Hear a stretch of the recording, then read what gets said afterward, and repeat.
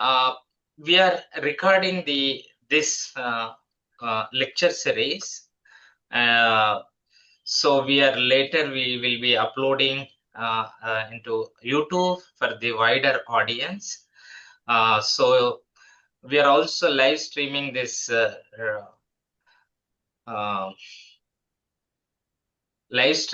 talk, and people are watching on Facebook on Satishoda Collective.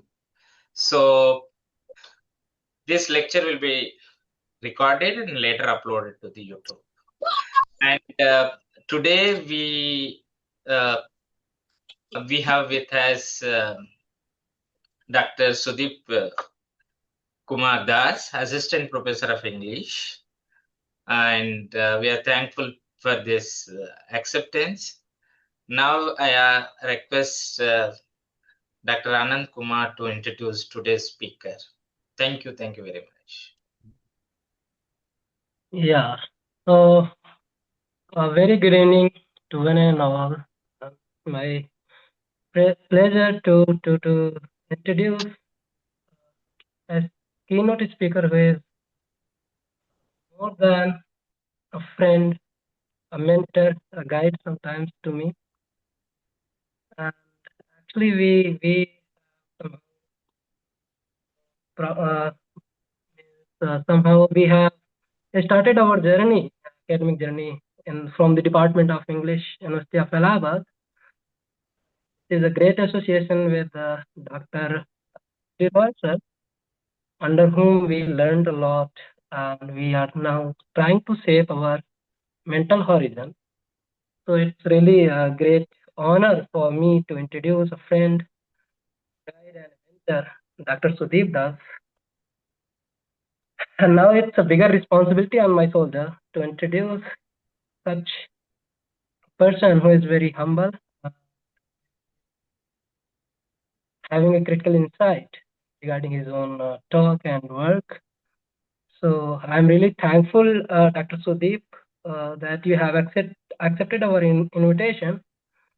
And with all this, just as a formal note, we are just thinking to make the audience know about you in a very greater detail. So Dr. Sudip Kumar Das currently serves as an assistant professor of English at Rajiv Gandhi National Institute of Youth Development, Chennai. And this institute works under the under the Ministry of Youth Affairs and Sport. So with over 4 years plus experience of teaching academic experience, he has made significant contributions to higher education through his teaching, research, and curricular development. So Dr. Das has supervised postgraduate dissertation, mentoring students through their research journeys while fostering critical thinking and academic engagement. So Dr. Das did his master's from Pondicherry University and hold a PhD from University of Allahabad, as I mentioned earlier. So his research interests primarily span partition literature, memory studies, gender, trauma studies, and addressing themes of exile, identity, refugee narrative, and literary representations of social change. He has coordinated and co-convened several national seminar conferences and capacity building programs, demonstrating his commitment to academic collaborations and knowledge disseminations. So Dr. Sudip has published a lot of papers, including edited books and critical articles in different journals, national and international journals.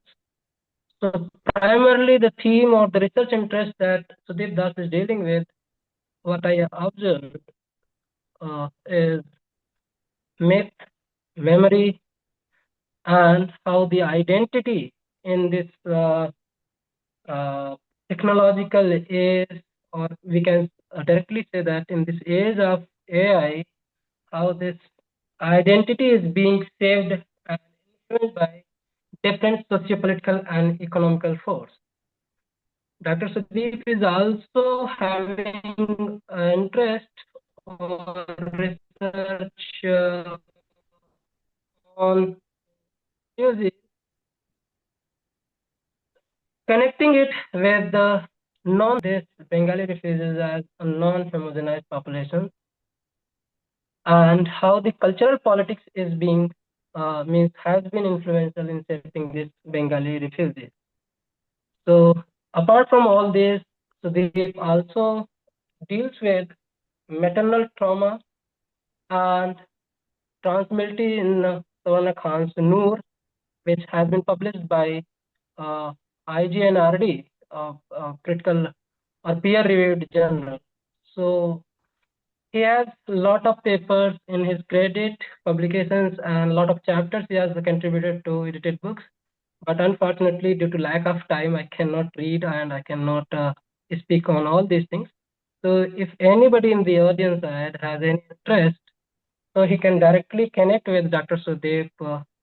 Request Dr. Sudeep to post his email ID to the chat box so that the audience, if anybody has any interest, they can have direct connection with you. It will be great. So now I welcome all the participants to join us in welcoming Dr. Sudeep Das. So the floor is open to you, Dr. Sudeep. Yeah. Thank you, Dr. Anand. You were almost making me embarrassed by giving a long introduction. I'm very glad that you kept it short and not prolonged it. First of all, good evening to all. Sorry to Uh, intervene, Sudeep. Sorry to intervene, but your audio is, video is not visible. Now it is fine. Yeah. Go ahead, please. Yeah. Good evening, everyone. First of all, I want to thank Professor Chandraiah Gopani, sir, for taking such a beautiful initiative of documenting the Dalit food narratives, which has always been on the periphery when we look at the Dalit narrative. And my friend and my co-scholar, Dr. Anand Kumar, for taking uh, such an effort to call me for this particular session and thinking me that I am good enough for giving a talk on this. As uh, at the very beginning, I want to clarify that Dalit studies is not actually my research area, but I have a Sudip, I'm particular just intervening in fascination. between. Your video and your audio are not coordinated. I mean, we are not being able to sort of actually see you speak. I mean, there's a still Okay, picture, but we are able to hear your voice, right? Okay. I mean, if it is a big problem, no problem. We are able to hear you, but we are not able to see okay. the you speaking. Maybe I think maybe because of the lack of like network strength, it can happen. Is it fine now or Okay. it's Uh, Yeah, I think it's just technical error. So yeah. we'll figure it out. Okay. I think. No problem. No problem. Fine. okay? So this is not particularly my area, but I have a particular personal interest in food. So that is something that prompted me when Anand talked to me about that I'm planning about doing something on food, and I was like, this is something such a great idea. And I have always been fascinated with gastronomy, culinary things, and anything that is related to food. So when I saw that I have done a work in Partition, and while we talk about Partition, we rarely talk about how food is actually connected with Partition. So I felt that this is a nice opportunity for me also to just drive in and see what else I can find out from this particular two very different thing apparently.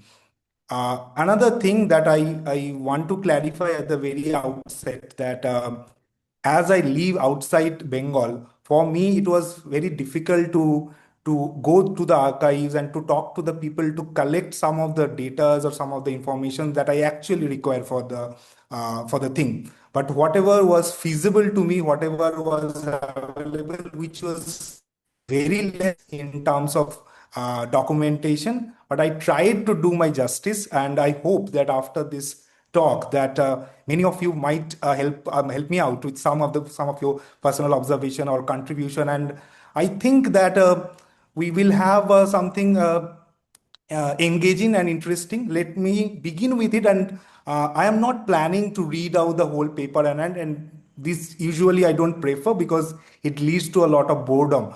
I have rather tried to break the monotony and try to bring out what are the things that I have felt while doing this particular work. So I hope that all of you are able to see the slide. Is it visible to Yeah, everyone? it's quite visible. It's quite visible, Dr. Sudip. Okay, thank you. So the title as it goes, Cooking Against Hunger, Bengali Dalit Food Memories in the Wake of Partition. So as the title is quite self-justified in its own way, that uh, while we often talk about partition in general, we talk about the violence that has happened, we talk about the politics, we talk about everything. But there is a quieter catastrophe that is happening underlying, more than the nationalistic ideology or personal grudges, religious disharmony, and all these things are going on. But there is something that is going very subtly, and that is something very pertinent. And that pertinent question that looms very large is that what we will eat tomorrow. That is something that happens. And I feel rarely we have talked about that while we were considering the migrants, majorly the refugees that were coming back, that were literally coming from the East Pakistan to enter into Calcutta, erstwhile Calcutta. So they were always looming with this one question, that is the uncertainty related to food. We can all sometimes, like, we can give our time for our habitation, for our shelter, and all these things. But food is something that's very primary and that very fundamental. So I thought that let me see what I can unearth from this whole thing. So I will begin my presentation. There is a slight background that the things that I have found out, that food as everyday cultural practice. And in the era of cultural studies, we have all kind of willingly or unwillingly being hearing things that culture studies is doing. And food is some one domain that literally falls into it. So whenever we consider about any tribe, any particular community, any religion, any state, food is something that we try to define them by. So this is something very important. So it has become literally a cultural practice, and food also reflects caste, labor, and survival strategy. So today, how we look at food, it has been a development or an advancement that has started thousands of years before. It has come to this stage today over a period of changes according to the availability of ingredients, according to the weather, according to the natural disaster. What has happened? All these things, in a way, shaped it. Then the third point goes like refugee studies rarely focus on culinary studies. This is what I told, that whenever we talk about refugee things, refugee problem, we talk about the migration, we talk about the violence that's attached to it.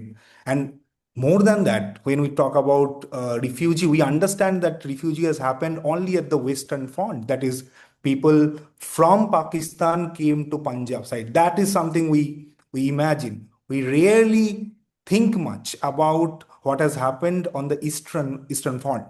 So this is something, and when it comes to food particularly, it's almost oblivious. There is hardly any document or archives maintained. You can see scattered documents or scattered mentioning, maybe in some of the articles, but that also something not good enough for a whole book or something that is that can have in a book. There can be two possibilities behind it.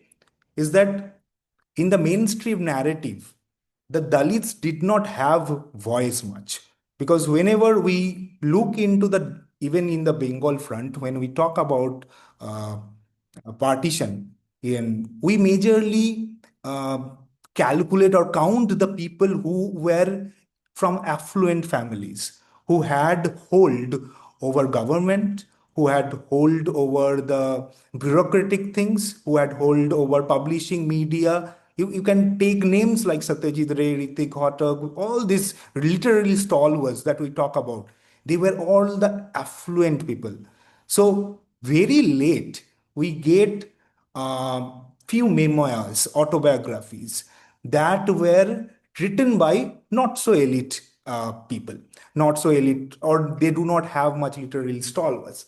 So first is the lack of representation, lack of literary representation of the Dalits in the partition scenario. The second is the stigma or the taboo that is attached with food. The kind of food that we are consuming is something that we are ourselves feeling shamed. We are not very confident to talk about the food that is a part of our culture. That is something gave us sustenance and survival. So all these things are very interlinked, and that is why I personally feel that there is a lack of like documentation. There is a lack of mention in it. So, quite evidently, Dalit food experiences remain very marginal. We don't see about it much. So, the next slide goes as the research problem. I have literally tried to classify the same thing here for the better understanding. That research problem is that partition studies mostly focus on politics and violence, and everyday survival practices are understudied. That how these refugees made their survival into this new territory, an unknown alien place, it's very much not talked about. It's an understudied area. Then Dalit refugees absent from dominant narratives. That just what I have told. That when we talk about movies like Megheta or Subarna Rekha, all these famous Bengali movies which dealt with partition, we see that there is a dominant narrative in, because the Bengal partition or the Eastern Front partition is something that is not a watershed event, unlike Punjab Front. Punjab Front was one watershed event, 1947. But if you look at the the Eastern Front, it was a porous border, means the migration has happened over time in multiple phases. So people who came at the first phase had education, had relatives, everything in Kolkata. So they had literally no problem. They even had a job, they had houses and everything. So they found it hardly difficult to make a sustenance. Then comes the second phase of migrants.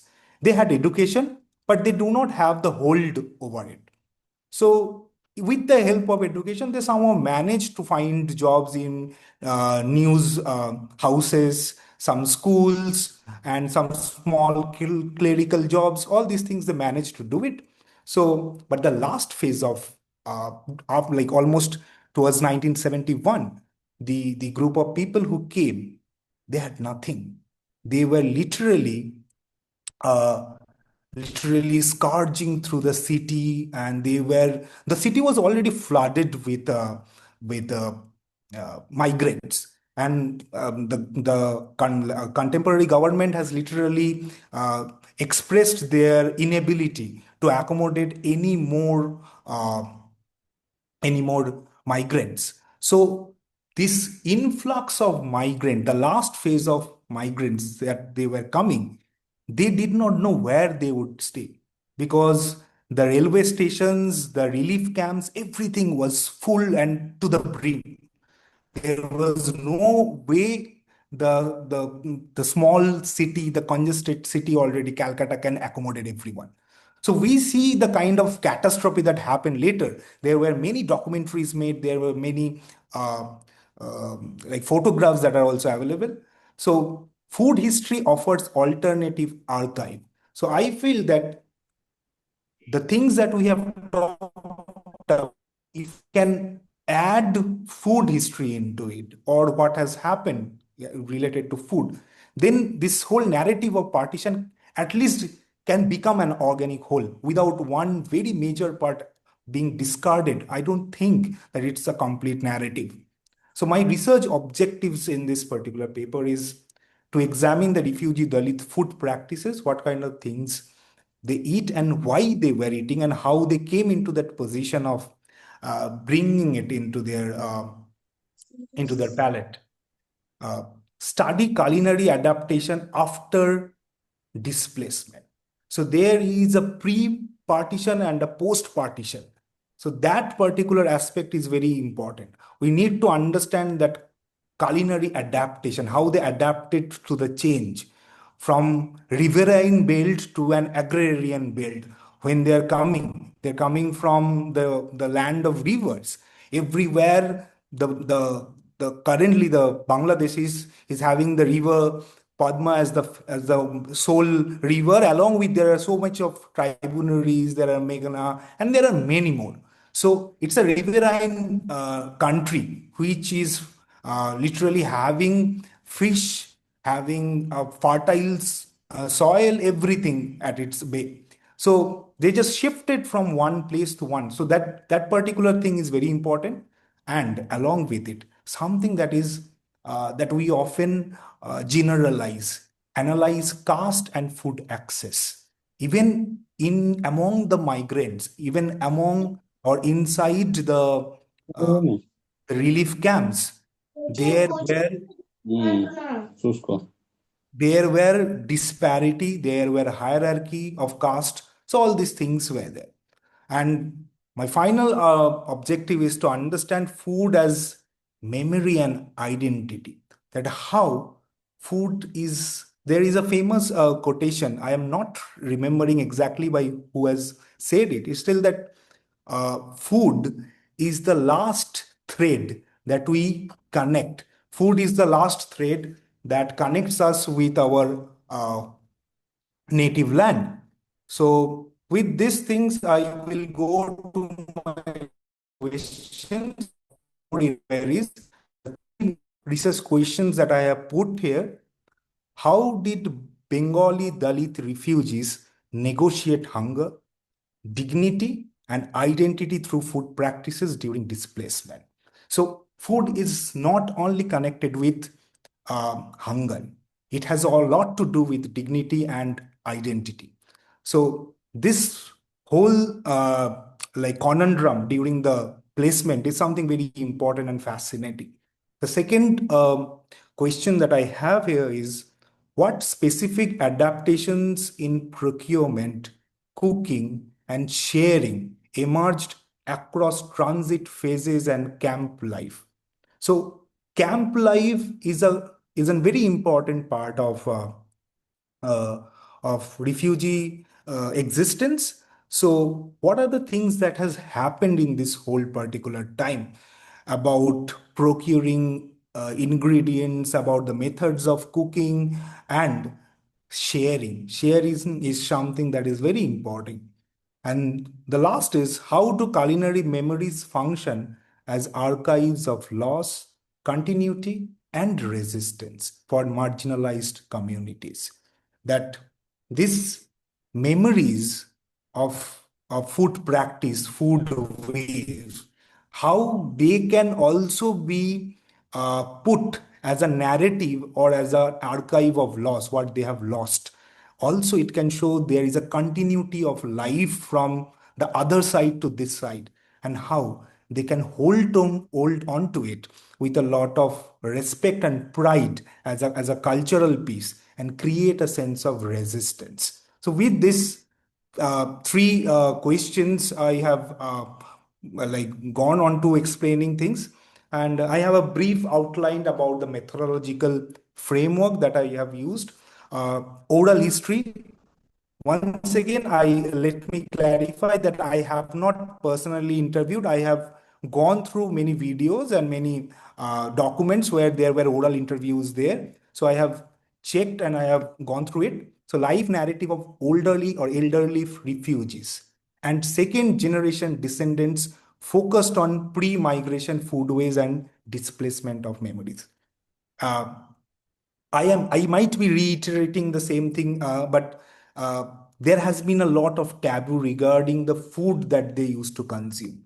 So many of them were not very comfortable in expressing what kind of food they had, or what are the things that were staple in their life, or what are the things that they fancy eating, because there is a lot of snobbery attached to it from the elite class. They look at it because those who have little bit of knowledge about things, we already know that there is a lot of uh, a kind of a conflict between the Bangals and the Ghotis in West Bengal. People who came from the East Bengal, how their food is, and how people who were the native of West Bengal, their food practice. So they're always at loggerheads, and it starts from the fish hilsa to prawn and many other things. So that is also a very elite kind of food. We are only considering the eliteness. We are not talking about the subjugated or marginalized food thing.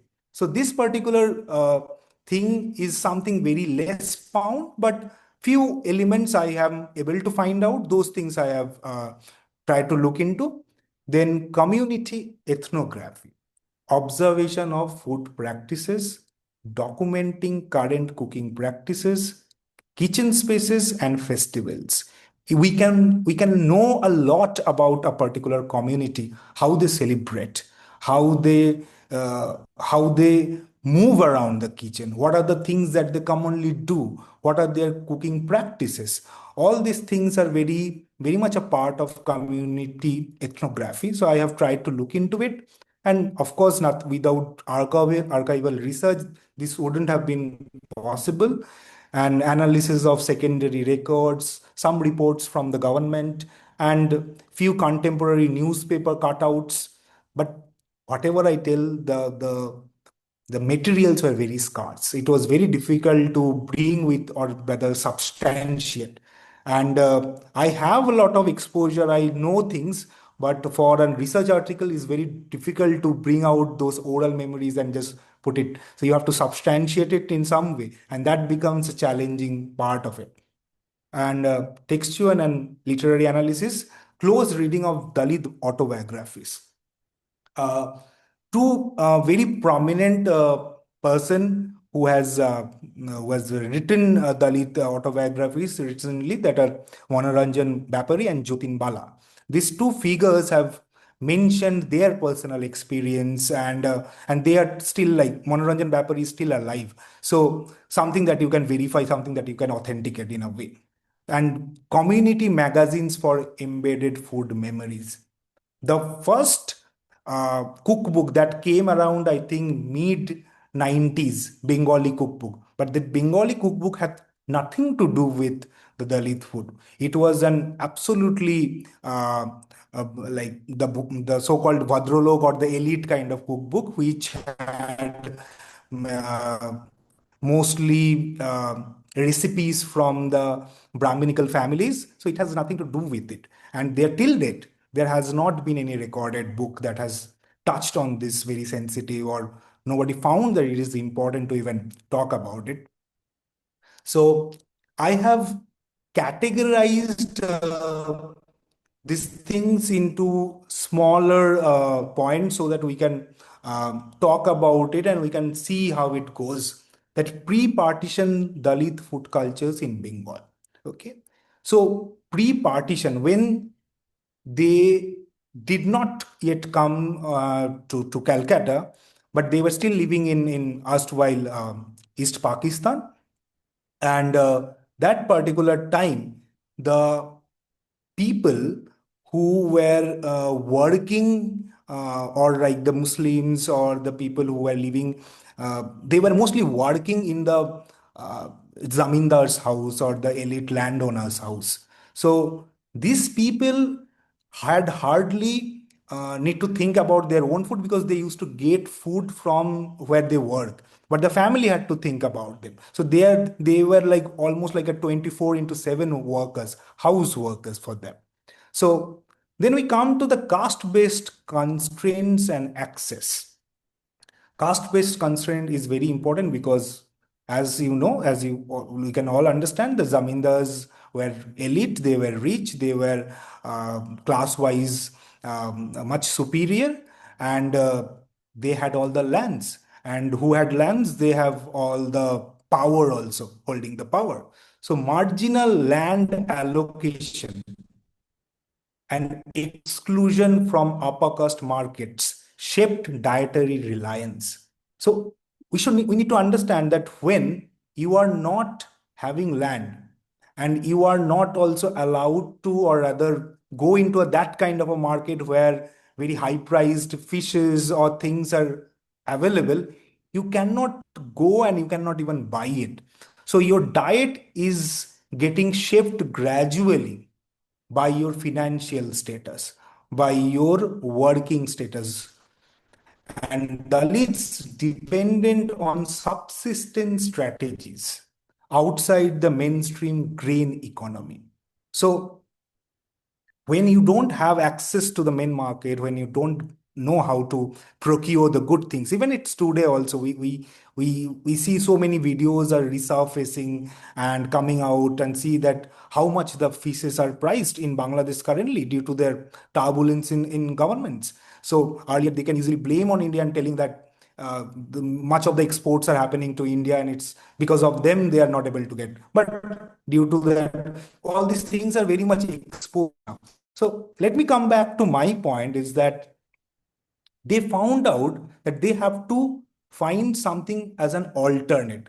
They cannot rely on the things that are much coveted, that are much sought upon. So they found strategies outside this mainstream grain economy. And often something that is that we can understand from today's point of view, that often restricted from commensality with higher castes, that they were not even allowed to have food in the same place or in the same area with the higher caste. So this commensality, eating food together, is something was not possible, was not there. The next that I have pointed out here is the riverine ecologies of subsistence, riverine ecology. Why I am pointing and focusing on riverine ecology? Because much of the food that we eat in Dalit food habit is based on a riverine ecology, because it was primarily a country full of rivers and wetlands. So they had ample amount of fishes, whether you can call it like the expensive ones, even the small ones. There were plenty of fishes there. So life in wetlands and floodplains dictated the menu. So their menu was also kind of dictated by the land they were living in. And small freshwater fish like puti, tangra, and snails, which is known as googly. And many, the French has made it a delicacy, but something that it is literally frowned upon in Bengal. It's something looked at as something very low caste people eat. So this googly and small fishes, all these things, crabs, these mud crabs, and along with this, aquatic plants, many plants that are grown in water. So these aquatic plants formed key protein sources, distinct from the refined diets of the landed gentry. So the landed gentry had a very refined kind of food, access to big fishes, access to the costly hilsha and all these things. They had everything, but these people had to find an alternate to it. So they kind of tried whatever was available at that particular time. So then I have pointed out the repertoire of resilience, that foraged greens, whatever we see as many of the currently in many of the restaurants that are available in Kolkata, many of the restaurants serve East Bengali food. But at that particular time, all these green forages were not treated as something exotic or anything. All these things were treated with a lot of squinted eye. And the fun thing is that now you can see specific restaurants where we will see different greens like kolmi, helencha, dheki, all these things are used and they literally can charge anything. But these things are easily available and these things can be gathered from common lands. They do not need to be harvested. All these things are not growing in a particular agrarian land or anything. Then coming to the preservation section of it. So preservation is basically sun drying process. So their food had sun dried fish, which is known as the shutki. Shutki and fermented preparations ensured survival in lean months. Not all, every time, because as the land was dominated by rivers, there were most of the times due to excess monsoon and all, there used to be flood. So when there used to be flood, you cannot go and just uh, go for fishing. So you have to have an alternate backup plan because you also need that protein rich source of nutrients all throughout the year. So to compensate that, they had also come up with the sun drying fish and fermented preparations that literally helped them to survive in lean months, and they can also carry it wherever they want it. And the last point of this particular section is the gendered culinary knowledge, because we today's scenario has all like obviously has changed, but women were primarily the custodian of the kitchen. So women acted as the preserver or kind of holder of this ecological knowledge. They knew they can identify that these are the weeds that are edible weeds. Not everything you can use, not everything we can eat. So they also know how to maximize fuel efficiency while cooking. They do not have plenty of things. And especially during monsoon, your natural resources like wood and all are also less. So using earthen stoves and utilizing every part of the plant. If you are eating, there is major thing that's something I have also observed. Maximum utilization of resources you will find in East Bengali food, whether it's the main or even the Dalits. Maximum utilization, that nothing goes into waste, everything is being used. So it's a low waste cooking method. Often we talk about ghonto, mochar ghonto, to that muri ghonto, all these things. Basically, even the fish head, even the bones, even the tails, nothing goes into waste. Everything has to be incorporated because you cannot allow to do that. We have seen the kind of a phase that it doesn't allow to go for any luxury and throw it. So after this, I have pick some few because I'm not sure, very sure that what name they go by in every places. So some of you might identify it. These are not the very elite kind of food. You might see these things in today's market, but because of the like Instagram influencers have come, they are telling these things are very nutrient rich and all this. But that particular time, when we're talking about around 1970s and like that early time, this green things are considered to be something that grows around. You don't buy them. And these people, they are literally, I have here some taro and roots, taro roots, something that you can even see that grows behind your back, like in your backyard, something that if you are like keeping it unmaintained, it grows all these things. So all these vegetables are actually a part of their dietary system. And these things very very weirdly have very much nutrient rich. These are not something that in news or these are, if you look very closely, you will see that most of them are like something that grows in water, or some of them are even root vegetables. There are many. I have just counted, like put here few of them. Then in another slide, I have put the aquatic forage. Okay, the things that you can uh, get from the water. One slide, like one photograph here is not the aqua, but I had no other place to put it. The rice, the red rice. You have seen that in today's time, red rice is so expensive. But red rice was something that was considered to be eaten by these people who cannot afford the properly like the white grain rice, the red rice. But now all of us know that red rice is full of husk rice bran. It's very healthy. It doesn't make you fat. It doesn't have much high carb. But those things were not there. There is a lot of things. So now in this particular slide, you can see these things. One at the top right, sorry, top left, there is something called loite, which is also very famously known as Bombay duck. In Bombay, it's pretty famous, the bombil fry or the Bombay duck. But this is something frowned upon literally in Bengal, and it is not something expensive. It's a very cheap fish, and it's having a kind of pungent smell also. So then the right after that is escargot. Escargot is something that's the French call it, and they have literally made it a delicacy. It's very expensive. It's a gourmet food.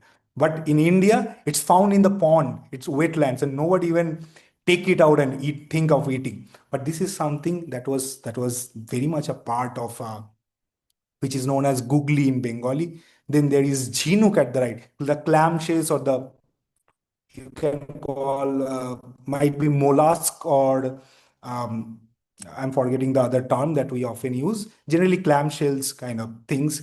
That is also, it's not the sea things. That is something found in the small ponds. That particular item. Then at the bottom there are dry fishes which are fermented and kept. This fermenting process also goes a lot of curing. Curing is a concept that is very much there in the French, in the Europe. We see that the European countries have meats they cure under, like they cure each over ages in the cellars. And we literally see that the elites literally love it and enjoy it. But the same kind of curing process with salt, not so elite, something that's very shabbily done, but something that is there in the food practice. So smoked, even we all know that in the northeast region, smoked pork, smoked beef is something that is very much available. They know how to cure, they know how to preserve food. It is not a concept that has been taken from the West and we are doing. It has been a practice thing since ages in India. So this subcontinent had everything, and it's just about making it a lot of like utilization of it. So the next slide talks about displacement and survival. So this is the phase that is very interesting, and I have done it in 5 phases: stage 1, stage 2, 3, 4, and 5. The stage 1 is migration or flight, where that any moment you might have to leave this country and go to another country. You are not very certain that till what point you can stay in this country, because lynching and persecution and mob riot, all these things are gradually coming very close to you. So you have to be always in a state of flux. So this flight stage, the sudden departure meant reliance on portable dry foods. So when you have to plan that any moment we might have to leave this place, so you have to keep some food for you. So what is the option of food that you have to keep with you? That is portable, something that doesn't need cooking, that doesn't need fire, that doesn't need boiling, nothing. It's just something that you can eat. It's like a modern day snack. So dry foods like puffed rice and dried fish were very easy to carry, and they were keeping it. So supply often quickly gets exhausted. So survival on water and puffed rice is something that many of us done. Even me as personally, jol moody is something that we have all have eaten with just water and puffed rice that has been there. That is something as a kind of a go-to traveling food. Then that's a very interesting point, which is border and transit. When you are literally migrating from East Pakistan to Calcutta, the border and transit. And this is a one time where the migrants or the refugees had to face a lot of humiliation. This humiliation is something that came from two sides. One, first is when they were crossing. When they were crossing, they had to get the humiliation at the hands of the BSFs or the security personnel who were monitoring the borders. Then again, the treatment that you get from the native people, the native West Bengal natives. So encountering relief, like when you are even standing in the relief queue for getting your food and all, what you get is humiliation. And we see that over time, diet also reduced to dry rations.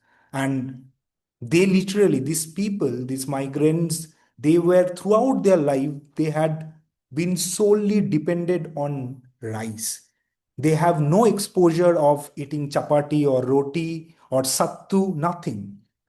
But due to the food grain crisis, and we already know that in 19 around 45 or 40 some at that particular time, India, like especially Bengal, had already experienced the great famine. So they were little precautious that we should not get like shortage, like should not have any shortage of food.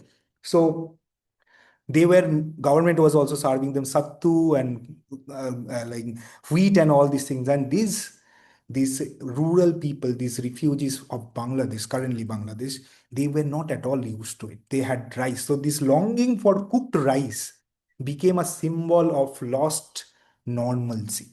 And how they substituted it, that's something much more fascinating. They substituted it with starchy rice of what like starchy water of rice, something that we know as in Hindi we call mar, in Bengali we call fan. There is a very famous poem on title fan also.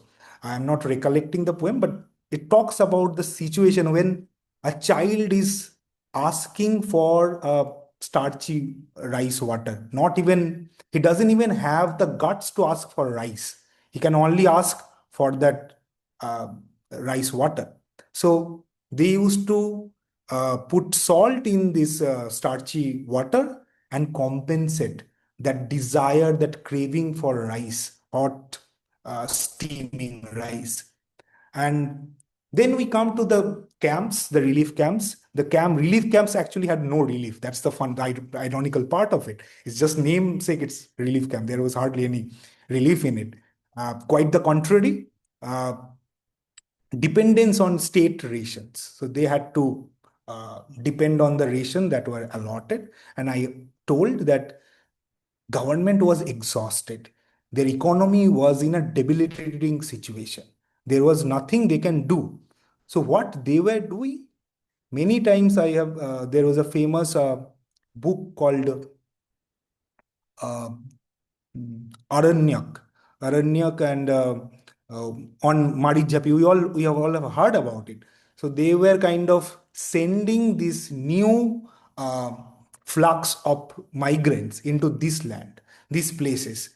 But look at the tragedy that even though these places are not that highly populated or inhabited, but the thing is that these places had a completely different territory and filled with venomous snakes, hilly region, very dry and arid. So this kind of a land was not at all conducive for these people to survive. Or maybe the government was in a way wanting them not to survive. We do not know. It's just something more like a punishment. So this, whether it's Marijapi, which was again very like a precarious natural setting. It's not something very conducive to live for a new kind of people, but they any day chose Marijapi over it because it at least had water. So they felt that we can at least get fish, we can do hunting, some of hunting, and we can sustain, because fish is something that is very important for every Bengali. And they felt that any day we will take Marijapi than any other place. So we know what has happened in the Marijapi. I'm not going into that. So these relief camps, I hope I'm not running out of time, right? Okay. So this these camps, they had very poor quality staples, scarcity of things, and caste inflicted distribution lines. Even relief lines also, there were discrimination, there were problems related to caste. So the whole concept of traditional kitchen space was broken down. It was no more there anymore. So what comes next? Improvisation. That all of us do in some way. Those people who are living in home and suddenly they go to hostel, they also start improvising to do something to sustain. So improvisation is something that's there in human beings. So, and in this improvisation, women played a very important role. There were so many people in a family. It's not like today's 4 or 5 members. There were probably 8, 10 members in a family. And there were very less, a handful of dal. So what the women do? They used to dilute it. They used to dilute it either with water and then put salt and put some vegetables into it, sometimes mashing the vegetables. Mashing vegetables, which currently in today known as bharta. It's not the bharta that is found in North India. It's a very different kind of bharta where it has morich bata. Morich is mirchi, chili ground chili. So many of these root vegetables were put with lot of chili. So if we look at the food test buds, even we will see that these refugee settlement, they were highly tolerant of heat. They can easily digest any amount of green chili or red chili. How and why? Because if you have to eat a proper amount of rice and you have very little side dishes or anything, it's very difficult to eat. So when you have something very spicy, just the way pickle does, any kind of pickle, which with that small amount you can like make the whole thing spicy and you can feel that is something I can finish it off. So this excessive use of chili and pungent things like any kind of pungent, like dry fish, for example, were becoming a staple so that can finish the rice. It is not something that has happened just like that.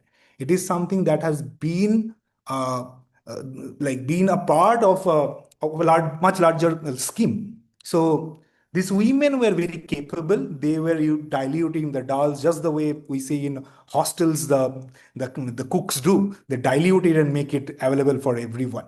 So these women were very smart enough to do that, to accommodate the large group of men. So these mashing vegetables and foraging weeds near camps, they knew very well that what are the weeds, what are the greens that we can consume. So they used to go, they used to forage them and make it. So stretching portion to feed large families is a very interesting skill. And last point is memory and identity. Food became an anchor of home. Wherever we go, wherever we go, we always try to find a taste of home.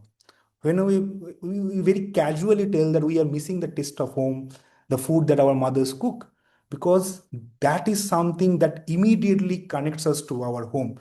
Any of us can easily understand that how our whole idea of home, it's actually pivoted a very important part in the home cooked meal. So something that is very important. So these refugees who came to uh, Calcutta, they also had an anchor. They also wanted to replicate the taste of home. By replicating the taste, bringing the home, at least in a mental way.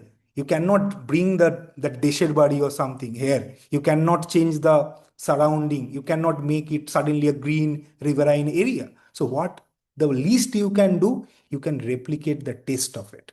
So they were trying to do the best to replicate its taste. So women's culinary labor served as care, but at the same time, it's a quiet resistance. They did not let go of the food practice they were used to. They did not just give up and try to change completely. They adapted. This adaptability within this foreign, new alien land is something that is very important to understand. So this is more like reclaiming dignity through taste. So this post-partition culinary adaptation, it can be brought into multiple points. I have just pointed few out, like ecological continuities that I told just that even after coming in Calcutta also, they actually continued that ecological foraging. They found the things that they can eat here, which are not found in the markets, which are not sold in the market. You have to go and find it from somewhere. So knowledge of low status ecological resources, like that I told already, forage greens and snails, allowed for survival in new terrains, adapting pre-partition gathering practices to refugee campaign. So there, this new refugee in camp, that itself became a hub how they can find things. So whatever they had earlier in East Bengal, they just replicated it. They continued it. Then reinvented the Dalit cuisine. They focused on substitute vegetables which were easily available. They just focused on what is available rather than what we should find. Focused on low cost protein sources and, most importantly, waste minimization in cooking style. That I told from the beginning that waste minimization is a very important part of East Bengali cooking. From any, even in a vegetable, from the top to the bottom to the root, everything is used. There is nothing that is thrown out. So if we take fish, even in fish also you will see that intestine, that offals, that intestines, fish head, fish tail, everything is being used. And it is used as a delicacy. It's not something just used for the sake of it. Maybe it started in that way, but it has become a delicacy. Now all very prominent restaurants are actually serving these things, the offals of fish in a grand way, and people are paying and eating, which they actually frowned upon long back. That's the whole irony of, you just need to have a presentation skill, you just need to know how to use it, how to serve it and show it. So this is what has happened recently, but it was not the case before. So identity and dignity, food served as an emotional anchor, I told. Culinary memory stabilized a sense of belonging under that duress, transforming simple dishes into symbols of a lost uh, homeland. And caste in the kitchen. How caste has entered also in the kitchen. Refugee relief was not an egalitarian system. It was for all, but when we look deeply into it, there was also hierarchy in it. And distribution lines, community kitchens often reinforced these caste hierarchies, with Dalits facing segregation and humiliation during collecting food. And women were very innovative. They were literally custodians of innovations. They innovated things. They innovated how to make new recipes, because they turning the burden of scarcity. Food scarcity for a woman is a burden, and no man will come and take the responsibility of, even they don't, like, they are very much aware that there is no food, but it is the burden of the woman to manage it. So what they did, they changed the burden into a creative process of making new recipes. These new recipes like taking out any roots and then grind it with masalas and spices, everything, little bit of chili, this, that, and make it eatable and tasty. So it's the skill of the women also, so much that how the food has progressed and changed. So this food is basically a kind of a resistance. Dalit food rejected this the purity of caste norms, which were there in the so-called Bhadralok Bengali households. That was outrightly rejected, and they focused on survival food, how to survive. So the question that I started with is that what will we eat tomorrow? That became more pertinent than any other thing, because ideas will pass and nationalism will go, politicians will come and go, but the core question that remains is that food and hunger, and that every one of us has to answer in some way. There are, in this particular slide, I have uh, brought some of the literary evidence that I could gather. I will read a few from here. This is from Monoranjan Bapari's Interrogating My Chandal Life. This is an autobiography by him. He wrote, "They used to pour dal into my misshapen food bowl from a height. They would kiss a dog, but weren't willing to touch me." So there were people who were serving food in the relief camps. They will serve the food from a height so that it doesn't touch the bowl. So it's telling that these are the same people who would easily kiss a dog, but they will not even touch me. So then there is one survivors thing. It's related to food. It tells that we did not buy vegetables from markets. We knew where they grew.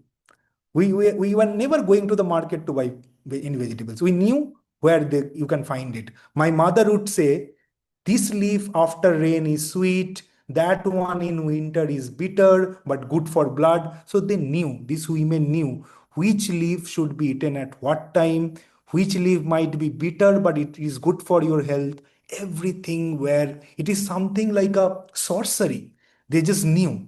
How they knew, and something that there is no documentation. It's just something that has happened over generation. Then few another thing place, we did not, I yearned for a morsel of rice. The constant hunger, poverty, humiliation, the daily fights for food made way for tremendous rage. This is again taken from a oral memoir by Jotin Bala. He's a refugee memoir. It's a refugee memoir. So there were thousands, no place to sit. They gave rice, but no pot. My mother borrowed a broken tin. We cooked rice like paste. So the very funny thing is that in the name of rice also, they were actually giving gruel. Gruel is something more like a porridge. Okay. And there was one very common item that was given at that particular time, which is called khichuri. Okay. Let me be very specific. This is not khichdi which we find in North India. Khichdi is basically a very runny kind of porridge of rice and little bit of dal mixed with it. So this actually having a different connotation.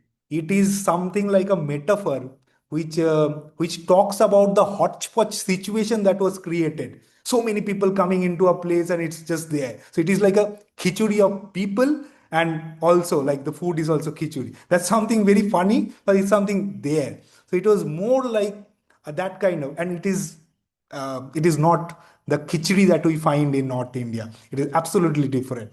And that was something served. That was something there. So this gruel, rice gruel, broken rice gruel, this khichdi, that was being served there. But it was also served not with honor, but something that there was so much of discrimination into it. Uh, at the first, almost my final slide, I have tried to see that what are the future possibilities of this particular area. Few things I have chalked it, and one scholarly contribution. I feel that synthesizing like Dalit studies, refugee history, and food anthropology to fill gaps. We need to collaborate with food anthropology so that we can merge the gap. That is something very important. So much of a huge informed experience and history should not go waste. Reframing labor centers everyday culinary work, not as a critical site of survival and political resistance. So we should also see this particular food habit or food practice not as a domestic activity, but it's a very critical site where survival happen, political resistance happen. And we should also create counter archive, validate oral testimony and literary memory as rigorous historical evidence. So this is something as scholars we can do, but there is also another side of policy. We hope that there won't be any future situation like this where the country has to manage, but that we emphasize for the need for culturally appropriate food aid needs to be there. When we are giving someone food, there should be some knowledge, awareness about what we are giving. We cannot just behave or uh, give food without that dignity. So that dignified relief is something very important. And community knowledge, advocates for integrating refugee ecological knowledge. This is something maybe would never happen because it's not something at least on awareness about a particular place's ecology, like knowledge is something that helps to be a little more empathetic. So empathy comes into that whole domain. And institutional memory, like it urges archives to document sensory and material histories of displacement. So when there are so many archives that records partition from many perspective, but they should also think that it should record this sensory and material history that is connected with food. And when I think about what are the future scope of it, and I feel that I can do that. I can expand the geographical location, like comparative studies in Assam, Tripura, and even Andaman settlements, because these places also have refugees. It's not only in Calcutta. So these areas also need some kind of a study and textual mining, systematic analysis of community recipes and foraging guides in Dalit literature. Dalit literature should have a systematic analysis of community recipes, how they work, and we should also bring our hands together to co-curate community that exhibits the refugee kitchen to preserve feeding. There were many, sometimes there are many exhibitions happen. They exhibit that kind of particular food. So this refugee kitchen can be a part of exhibition, any kind of exhibition. So uh, these museums who are working on it, they can think about it or try to preserve it in some way. With this, I wrap up my presentation.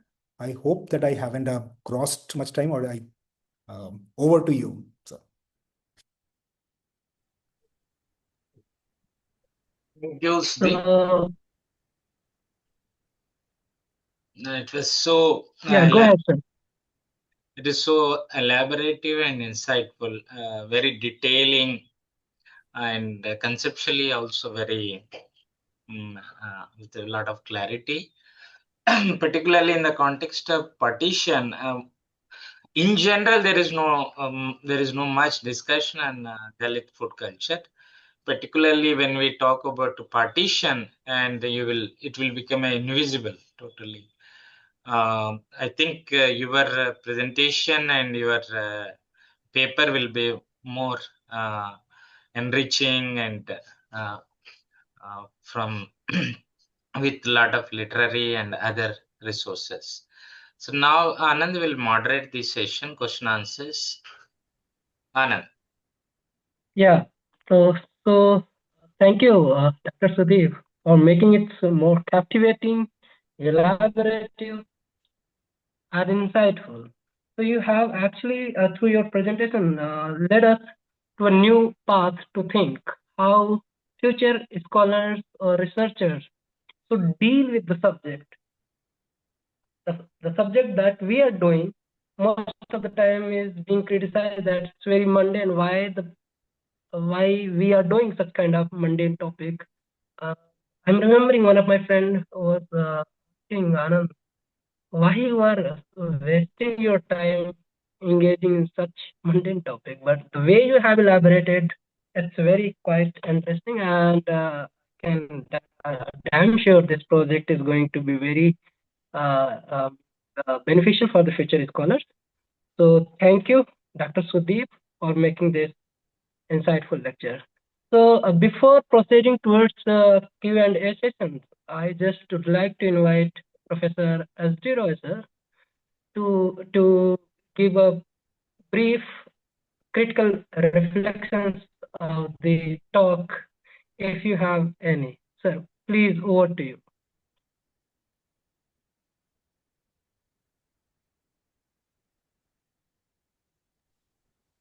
Thank you, Anand.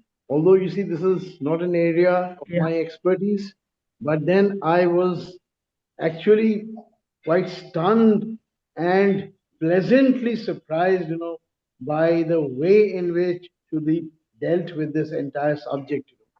And I was remembering a few Yeah. things. I'll just share that, that I mean, he's talking about survival, adaptation, and how it manifests itself in food habits, right? Extreme situations create extreme experimental things, which happen because of that, right?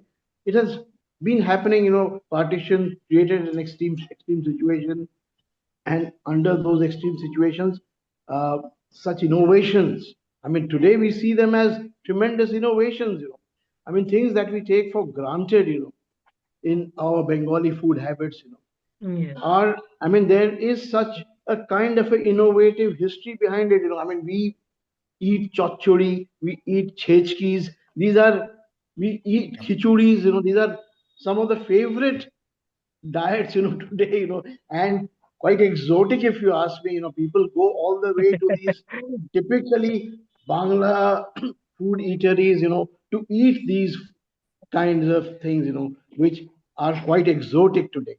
But the history is the history of survival and adaptation, which is the what I felt was brilliant about what Shudeep was saying. I mean, the way, it actually happened, through the process of partition and survival and adaptation, how things happened. And today we almost forget about it. We take it for granted. These are things, which we go to these places to eat, and we talk about it as exotic food, right? So, I mean, I remember, Okay. I mean, I'll just end it with one little experience that I had, about adaptation and survival. Of course, you see, what Shudeep was talking about was the extreme situation of partition, but extreme situations can also occur even without something like partition happening. People live under extreme situations in nature as well. When I went to Imphal in Manipur, I remember, that was before all this trouble began in Manipur. I remember we went to this Loktak lake, right, which has islands, inside the lake, which are floating islands formed by weeds. And we discovered, you see, that these floating islands have fishermen who live in these floating islands, right? They build small little huts with ovens, and when they fish, they catch a lot of these small fish, in the lake, and they dry it up in the oven, and the salted fish is sold all around it. And I know, that people, it is a poor man's diet, of course, you see, with a lot of rice, puffed rice, and they mix it up with the salted fish, a little bit of it, and to bring the taste there, and that is a delicacy. It's sold all over the place. There are women sitting and selling the dried fish, which are salted, all around in Imphal. So it is adaptation, survival. In the case that Sudip elaborated, it is out of the partition experience. But even when man is adapting to nature, which is quite brutal at points, man adapts in so many ways, which are exemplary, absolutely. So this is definitely an area into which one needs to move today, you see. And the way it has been highlighted in memoirs, in literature, and in oral narratives, in stories that you gather, remarkable work. And I am so happy, that Sudeep is moving into this area, and is doing such good work, right? So gives me tremendous happiness. That's all I want to say, right? Thank you. Thank you. Yeah, I can see Thank you, Professor. you Yeah, go ahead, question Sudip. came in the chat box. Can I take it directly, Anand? Yeah, you directly, please. Yeah, I am seeing here Shubhadeep Jana has put that, sorry, I beg to differ here. If you can notice the geography of India, that too has riverine ecologies. For example, when the refugees are settling at the Marichapi or Sundarbans, it's not riverine to agrarian migration. Okay. Let me take this particular. Are you there, Shubhadeep Jana, Mr.? Yeah, okay. So, as you have told, you have been right. For us, how we see West Bengal as a land of river, and how the Bangladeshis or the East um, Pakistanis looked at the land is entirely different. Because there is a novel called Kia Patar Noko by Profulla Chakraborty. If I'm not, I might be mistaking, but the name novel name is same, Kia Patar Noko. In that particular novel, if you see that one of the refugees is telling that if I can use that same Bangal Bhasha kind of the dialect of Bangal, he's telling that uh, uh, এই হিন্দুরা যে নদীটা আছে গঙ্গা বলে ওটা তো খাল আমাদের তো it's like this river that we are calling Ganga, and we are literally admiring it. These refugees, they are thinking this is literally a narrow strait. It is not having any fish or anything for them. So our major source of river is primarily pivoted on the river Ganga. There are other tributaries, but majorly from Ganga. But these people who are coming, they are not even considering the river Ganga as a river.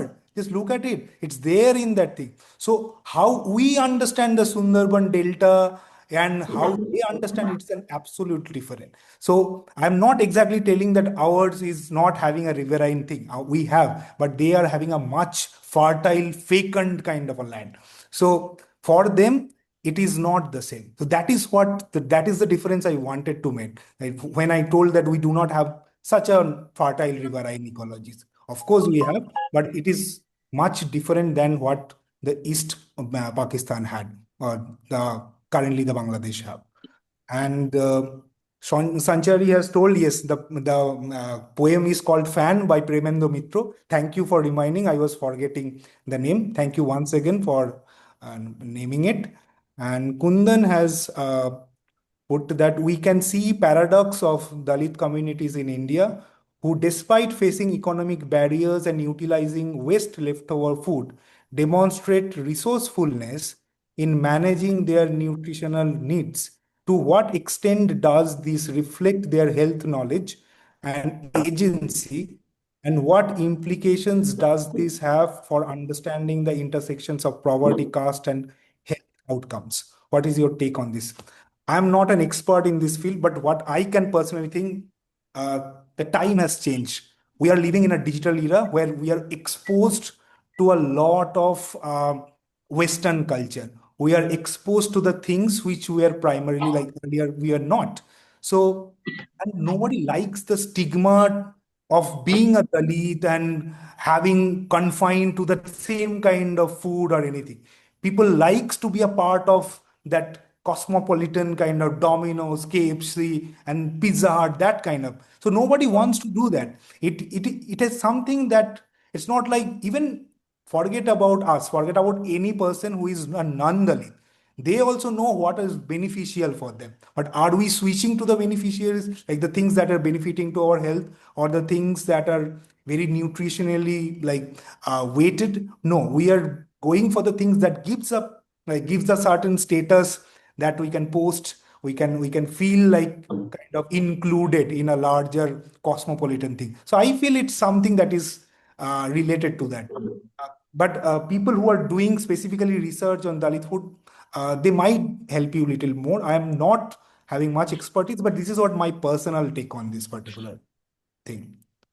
Okay, Sanchari has asked, as you have talked about the counter archive, how should we approach literature as a counter archive? What are the important works in Bengali that can be approached? This is the problem. This is a very good question, but this is where the problem also lies, because there is no such documented book. I have contacted people who are in the Bengali department working on these things, and they told that there is no such book which is having specifically Dalit food. It's like, is there? He said something like, whatever was there, they used to eat it. So it's nothing like be specific, found something and eating. So what option we have? We have the same novels that are there in the Bengali. So even when you deal with the Bengali novels, you will see that after completing a 500 pages novel, you might get 2 pages, 3 pages about food. So it's a very daunting task to do that. So when you are going into it, you have to be very specific from the very beginning when you start to read a partition novel. That this is where the things are mentioned, not a lot, well, not with a lot of attention. This is something just expressed in certain way, and that is where the work becomes very tedious and something very difficult, because you do not get something curated for you to work with. You get something that is haphazardly scattered, and you might read a few lines after reading a whole book. So counter archiving can be, if I have the audacity to tell it, to complete or read as many as books you can, and like take a note of the things that you found in these things. This is the only way, and this is where actually the scope also relies. This is where the space also is there to work on, because there is no such work till date been done on it. I hope I have answered your query. Hello. Yeah, yeah. Yeah. Thank you. May I ask? Yeah, sure. Yeah. Yeah. Thank you, Dr. Sudip, for your presentation. What I was, it's a very enlightening talk on the food culture of particularly on West Bengal, and you well explained through the question of partition and contextualizing the food. But what came to my mind is how the Marxist scholarships and writings on partition, there must be available writings on partitions, uh, and then contextualizing and understanding the issues of hunger, labor, caste stigma. So that might be interesting. I am thinking that so you have to uh, talk about some Marxist scholarship, how they have dealt, because from the classical, from the beginning of the partitions, there must be many writings. Marxist must be dealing. The mainstream writings must be dealing with the question of like hunger, labor, caste stigmas. So that will actually provide a critical perspective to maybe enhance your papers, I feel. Thank you.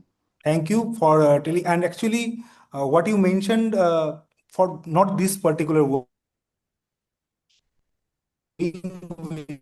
on partition, many of these novels direct reference to to politics. Many of the like riots that are happening, how they are being manipulated, how this, there is something that we all have heard, Sorboharar Pashe, like the Marxists are behind who have lost everything. So they were trying to make a footing in that particular time. They also felt that this is the best time that we also help them, maybe on a humanitarian ground, but also create a political footing in the state. So the particular government was that time was already in a very debilitating situation. They were not able to accommodate, they were not able to manage, and this is something very difficult for a country to manage such a huge influx.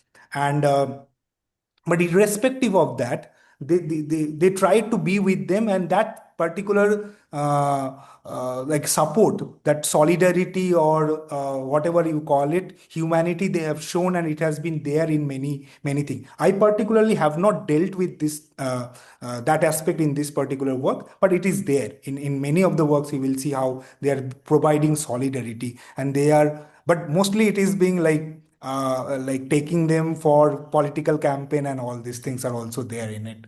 It's not a Yeah, selfless thing. yeah. Uh, the book, I remember I got it, I purchased somewhere else, that 9 decades of Marxism in the land of Brahminism. Ah, 96 somehow. Yeah, I think that is that books. I know might actually brings out the caste yeah. questions from a very different point of view. Oh, yeah. All So these because things happenings are Marxist also. governments in West Bengal was for so long, and maybe in 1917, 1972, how they were dealing with those issues. They That were will trying also. to make a political footing at that time, and they were kind Yeah. of I don't know whether I should use it, the word that they were kind of using it, them, these refugees, but in a way they were also. So you cannot, Yeah. because they saw that it's a huge scope for them. Suddenly a huge influx of people came who needed help, and they were helping them. They were establishing the relief camps for them. They were doing what was possible for them to do it, but with an agenda. The agenda was always there, and it would be there as a political party. So we can Thank understand you. that. Thank you. There is nothing wrong also in it. Thank you, sir. Okay, I see that Uh, Sovodip Jana has told. Yeah, I agree that agro-riverian would be a better phrase. It's fine. Yeah.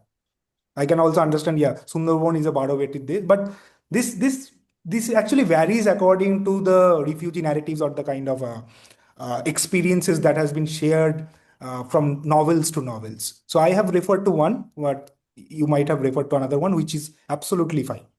Can I make an intervention with the Shubhadeep Jana's observation?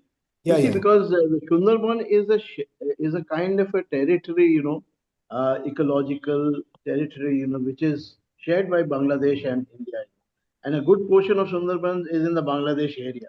So it's a naturally a very difficult area to stay, to survive.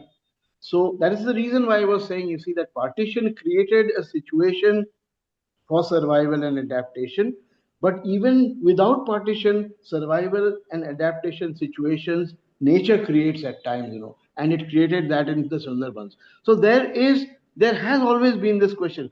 So interestingly, the modes of survival, dietary modes of survival that Sudip talked of, you see, in the context of the partition and the way the women sort of adapted, and survived, is something, which is part of the lifestyle in Sundarban. That is the way, you see, the kind of dietary things have evolved in Sundarban by itself, mm, as part of adaptation with nature, as it is, So it is not something, which is actually unusual. So basically, it's not that I mean, definitely, the people who were a partition actually included people, who were also not living in these riverine situations, ecologies, and they were adapting. They had a greater deal of adaptation to do. But people, who were already living in riverine ecological situations and moving from there into a similar kind of a situation, for them, they already had some of the basics of survival, which was used. And so therefore, there's a continuity there also. There is a kind of a connection and continuity rather than a disconnection, which is what I felt, when I read that observation by Shubhadi, right? I just wanted to share Yeah. it. Right.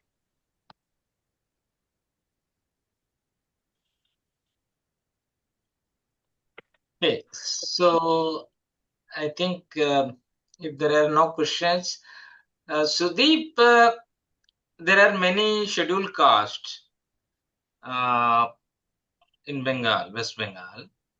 Was it the same experience of every scheduled caste, or were there any internal? Uh, it's primarily the Namashudras and the Sadgops who were coming, majorly those people like, and they are unlike they're categorized as the scheduled caste only. So I'm not very sure about in general any particular category of scheduled caste, or it's a generic observation because many places where it's mentioned, they are mentioned as Nomosudras. The Nomosudras are the Swadgops. That is how they are mentioned mostly in many of the texts and places. There are no, it can vary, but majorly it is being mentioned as this. And some of the places they are also like the Muslims are also there who were majorly working in Zameen because they live in a harmonious situation. When they were in is like before the situation got complicated, they were living harmoniously. So these Muslims, they were working in the houses of these agrarian zamindars and these landlords and all. So they were very familiar with the kind of food culture. And there were hardly any parity. The parity, like disparity, was not there. Like it was quite similar. But once that fire of religion and these complications arises, things became changed. Like it's different.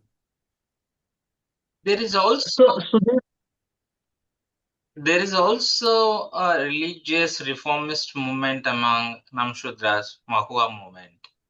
So how Yeah, yeah, Mat. does it influence any way these communities during partition or in general I shaping actually, their? even while doing this particular work, I also talked to one research scholar who is who himself is a Motua and he's working on Motua tribe also in related to partition. But he also told me the same thing. There is no document, nothing about books, so it's all not there. So there, he is also working in JNU. He's a research scholar there. I contacted him, and he is told that I myself is a Matua, and there is no work in related to that. So I was literally tired with that. There is no other options. Then we have to just scan through whatever little we can gather from here and there. And that is what makes the work little difficult also, to be very honest. And I am myself is not in West Bengal, so I might have gone to little like library and all these things for regional books. That also I was not able to do. So those things are like I hope that in future if I get some opportunity I might do something. So so thank. Yeah, sir. Please go ahead. I'm just you brought a many camp experience, refugee camp experiences of Dalits in terms of discrimination, exclusion, and all that. In terms of resistance, because Jogendranath Mandal was already a established leader who had a much influence, not only in West Bengal, throughout India. He was the by that time he himself was a all India level leader. So was there any mobilization for the proper food or negotiating with the governments in terms of food? Negotiation and all, I'm not very sure because you are mentioning that he's all India leader Jogen Mondal. You look at Manoranjan Bapari that I took name of. Manoranjan Bapari is a MLA of the current government now.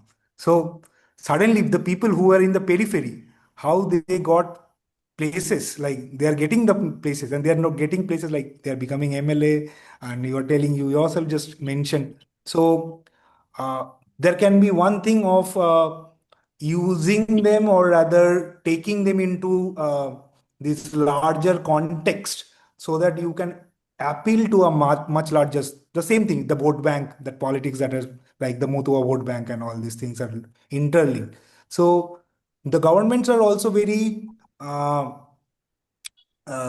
smart to incorporate them into this mainstream thing, and rather than keeping them. There is a publishing house. If I'm not wrong, the publishing house is Gangchil. The name is Gangchil, is a Kolkata-based thing. Gangchil is one publishing house which majorly publishes work that are Dalit Dalit writers who came from the East Pakistan. So this publishing house also giving a kind of a exposure, giving a certain kind of prominence, or a voice, so that they can also talk about their things. But as you know that what is happening in the case of Monoranjan Bapari, there are again some alternative views. People tell that he's just in tag a Dalit. He's not. He's a MLA, so he's having access to everything. So these things also come by. When you have power, you do not remain with the same caste. You just goes beyond. It transforms overnight. So that is something there.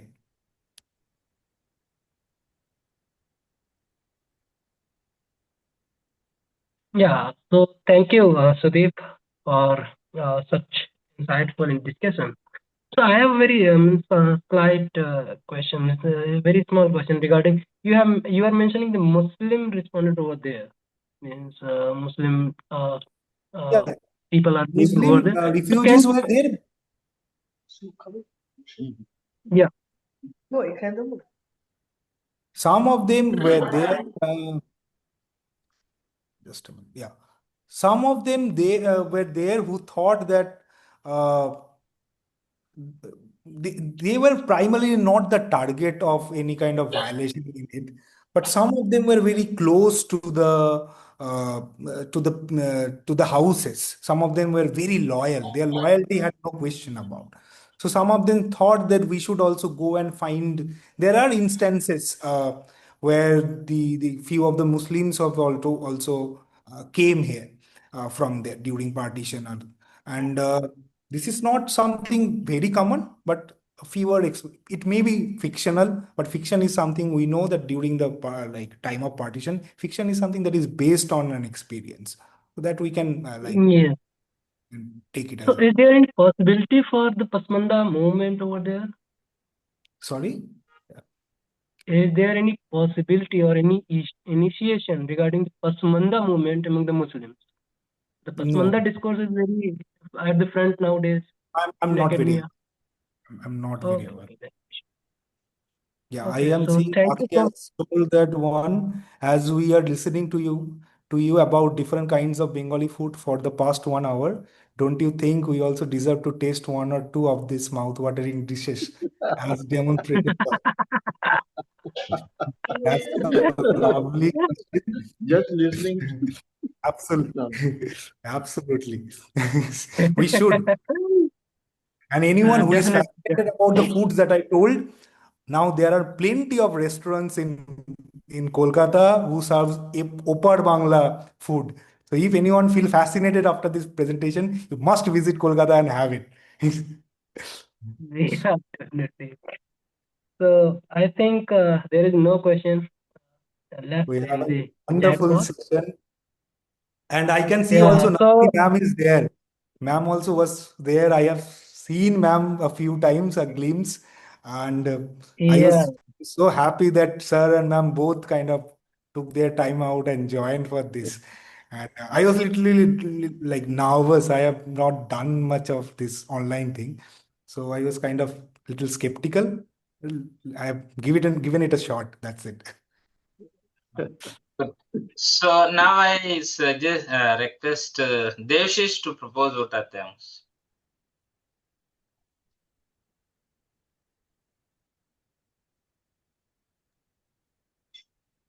Hello. Thank you so much, Dr. Sudeep, and thank you so much all the listeners to being here. And first of all, born and brought at in Uttar Pradesh, who never saw ocean, is a very difficult thing to visualize all the things which you are saying. For example, you are talking about aquatic foods, for example, snails and crab. For me, who thought ki crab or snail is a common thing, but from your assessment, it was like it was a like a if these food also has a very caste history, and it is very difficult to process all these things, because two decades ago, more or less, Jyoti Babu said that ki Bengal has two castes, rich and poor. And now at today, present day, we are seeing that we are talking about Dalit food refugees, and how the food culture is different from Bhadraloks and Dalit people. So things are changing, and things are changing for good. So first of all, I will thank Dr. Sudip sir for a very insightful presentation, very beautiful presentation. Apart from this, I will thank many faculty members which I am seeing, which I am hearing: SD Roy sir, Mahalakshmi Bantidhar sir, Lakshmi Narayan ma'am, and many faculty members which with limited time I can't name them. But thank you so much for your insightful comments. And it is clearly visible that Bengal has so much history which is need to come. And the thoughts that hearing about the refugees, waves of migration, which we haven't thought about, especially particularly in Dalit case, is very interesting, and how these waves of migration has impacted Dalit life. Your line on continuity of life across border is very insightful for me. And it is very important to understand Bengal Dalit food culture, and especially the emphasis which you have provided about the role of Dalit women to in this whole waves of migration, to uh, uh, process in the flight mode, border life, camp life, and then improvisation, and then memory identity. So the Dalit women is a very important part which you have captured beautifully, and it is very interesting for listener to heard about this.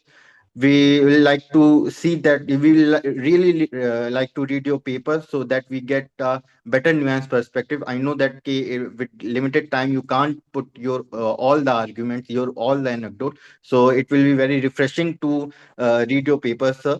And apart from this, I'll we Satyashoda Collective, first thanks to all the listeners to join here. I'm seeing that it's been 1.5 hours, and you all patiently were there. You are sharing your thoughts and observation. So we thanks all of you for being here. And Sudeep sir, thank you so much for sharing your thoughts and your argument, and it was very insightful. And so with that, I'll suggest you ki do check out our YouTube page and Facebook page.